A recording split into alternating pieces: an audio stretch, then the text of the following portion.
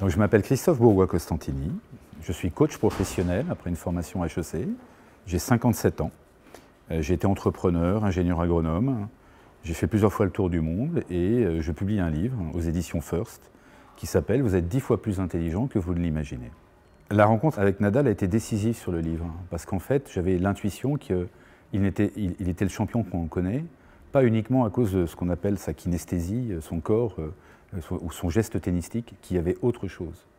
Et de fait, il m'a accordé 1 heure d'interview la veille de sa demi-finale à Roland-Garros.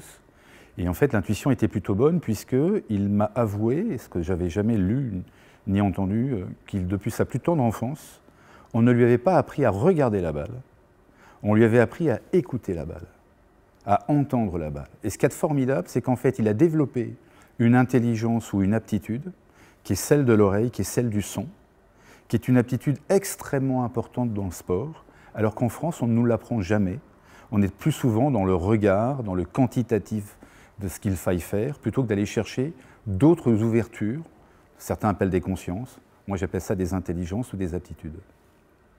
Quelque chose que m'a appris Nadal, c'est la manière dont il engrammait son geste devant un miroir, reprenant ainsi les techniques de Stanislavski, qui étaient de former des acteurs pour être totalement le jeu, pour rentrer dans le personnage. Ce qui fait que lorsqu'il est dans une position de stress, balle de match par exemple, le geste est totalement naturel.